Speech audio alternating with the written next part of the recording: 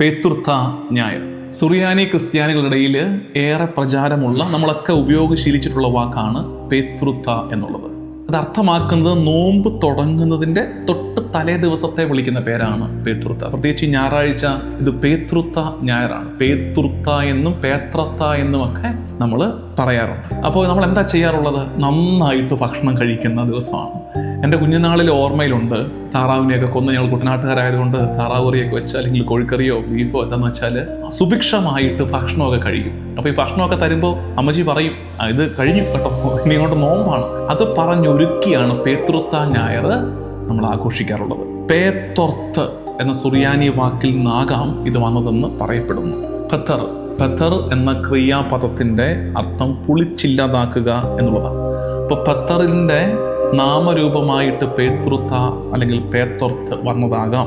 ഒപ്പം തന്നെ പതൂസ എന്നുള്ള സുറിയാനി വാക്കുകൾക്ക് കടന്നു പോകൽ, അവസാനിപ്പിക്കൽ എന്നൊക്കെ അർത്ഥമുണ്ട്. അങ്ങനെ വരുമ്പോൾ ഈ നോമ്പുമായിട്ട് വേണമെങ്കിൽ നമുക്ക് ബന്ധിപ്പിച്ച് മനസ്സിലാക്കാം.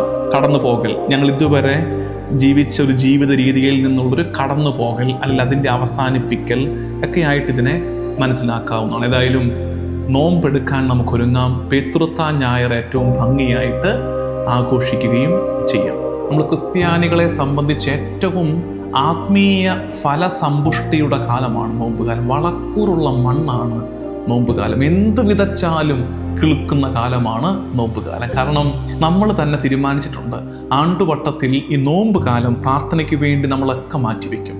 ഒരു ഉപവാസവും നോമ്പ് എടുക്കാത്തവരും ഈ കാലത്ത് നോമ്പെടുക്കും, ഉപവാസം എടുക്കും. അങ്ങനെ എല്ലാ ദിവസവും പള്ളിയിൽ കൃത്യമായിട്ട് പോകാത്ത ഒത്തിരി പേര് ഈ 50 ദിവസം പരിശുദ്ധ കുർബാന മുടക്കാതെ എല്ലാ ദിവസവും രാവിലെ അല്ലെങ്കിൽ വൈകുന്നേരം കുർബാനയിൽ പങ്കെടുക്കും. പുണ്യപ്രവർത്തികൾ ചെയ്യാൻ ശ്രമിക്കും, പരിത്യാഗം ചെയ്യാൻ ശ്രമിക്കും, തീർത്ഥാടനങ്ങൾ പോകും നമ്മൾ ഈ നോമ്പ് കാലത്ത്. അങ്ങനെ അതേ പറയും, നോമ്പ് കാലം ആത്മീയ ജീവിതത്തിൻ്റെ വളക്കൂറുള്ള കാലമാണ്. നിങ്ങളൊരു കാര്യം ഓർക്കേണ്ടത്, ഈ നോമ്പ് നമ്മൾ കർത്താവിന് വേണ്ടി ചെയ്യുന്ന എന്തോ വലിയ കാര്യമാണെന്ന് വിചാരിക്കരുത്. നോമ്പ് എടുക്കണം, എല്ലാവരും എടുക്കുമ്പോഴൊരു കാര്യം ഓർത്തേക്കണം.